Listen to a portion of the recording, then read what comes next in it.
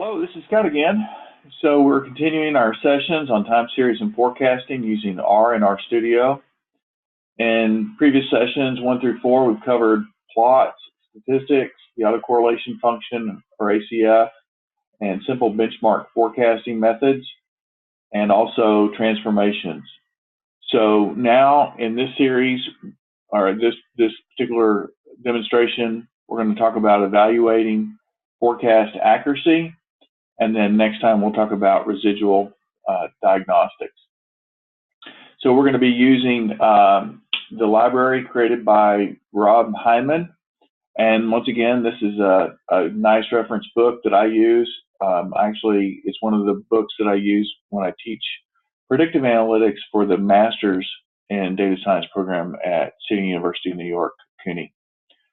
So a few comments, and then we'll jump into RStudio. So the purpose here is to talk about error statistics, right? Forecast error statistics. So the forecast error itself is this value here. E sub I is equal to y sub I minus y hat I. So what is that?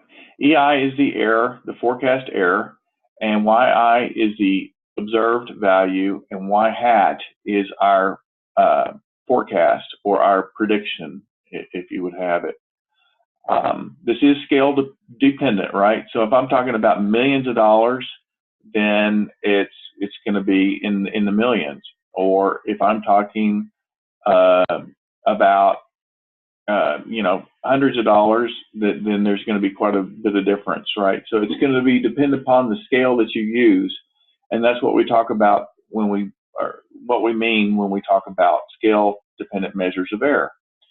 So a very popular measure of error is this MAE, mean absolute error, and so you take the errors and you just take the mean of the absolute values. So you take the absolute value of each individual one, and then you take the average. Or the RMSE, root mean square error, is essentially you take the mean of the squared errors, right? So you square the errors, then you take the average of them, then you take the square root for the RMSE. Now there's some methods to try to get around the fact that we're scale dependent here. One is going to be the percentage errors, right? So one way to do that is to get rid of the scale is to normalize by the individual value, and that's what I'm doing here. So P sub I is basically the ratio of the forecast error divided by that point in time, right? So it's the error at that time divided by the y at that particular time, and of course times 100 just gives you the percentage. And then you can take just like the MAE, you can take the mean absolute value of that. Now, there's some issues with this in that, what do we do when y sub I is equal to 0? It's going to be essentially undefined in the calculation. It's also difficulty because this really kind of assumes that there's a meaningful 0. So if it's a stock return, then that makes perfect sense. There is 0 in stock returns, and it has a meaningful value. But when you talk about, say, degrees Celsius, 0 degrees Celsius doesn't really mean much because it's not 0 temperature. It's actually freezing, right? Versus 0 degrees Kelvin. Actually, 0 degrees does make sense there because it is the absence of any heat. So anyway, just an aside there. So there are issues with this MAPE here. So one of the things that Hyman and Kohler did in 2006 is they kind of came up with this mean absolute scaled error, MASE, and it's a meaningful metric. I won't get into the math of that. It is more involved, but thankfully with R, we have the capability of just coming up with summary statistics. So let me get into RStudio now.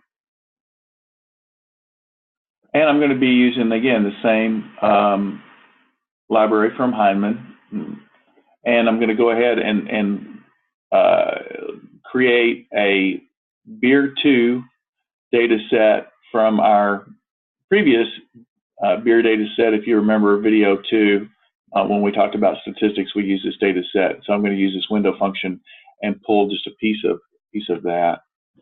And so we've got that now. We've got this Beer 2 data set.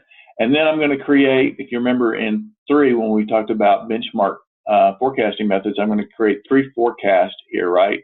The mean or average forecast, a naive forecast, and a drift forecast. And so I've got those 3 forecasts done, right? For 11 observations, right? I'm taking this Beer data set and I'm pushing out 11 periods here. So if I plot these, right, the 3 different ones, fit 1, fit 2, fit 3, and take a plot of those, then I get this plot that shows the difference. And I can see here, obviously the mean method doesn't really do that well, and the naive method doesn't really do that well. But the seasonal naive follows the pattern pretty closely. So we can just see from the eye that the seasonal naive is going to actually perform the best. Now what I'm going to do is, since I took that window up to 2006, I'm going to project out beyond 2006, right? So this was my training set, the one I used to train my forecasting method up. Now I'm going to look at a test set, how well we perform on the actual test set itself. And then you can see the statistics here. Nothing that surprising. I guess it didn't help much. Oops, didn't need to see it.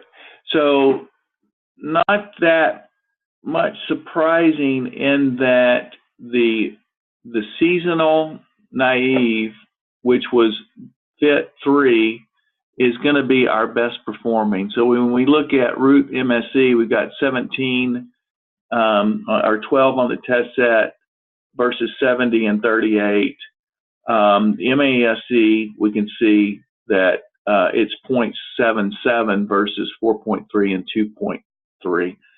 So you can look at those, but basically across the board through any of these measures, the seasonal naive does a better job, of course, because this data is extremely seasonal. This is beer consumption in the by month.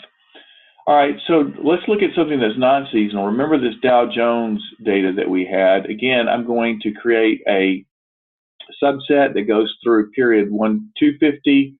I'm going to plot that, and then I'm going to plot the lines for the 3 forecasting methods that we're looking at, and we'll see what that looks like. And here we have it. So we have now, again, the blue is the mean method, the red is the naive method, and then we have, instead of the seasonal naive, since this data is not seasonal, we're actually using a drift method here. And then when we compute the statistics, again, I'm starting now at 251. My training set was up to 250. I'm now going to use my test set starting at 251.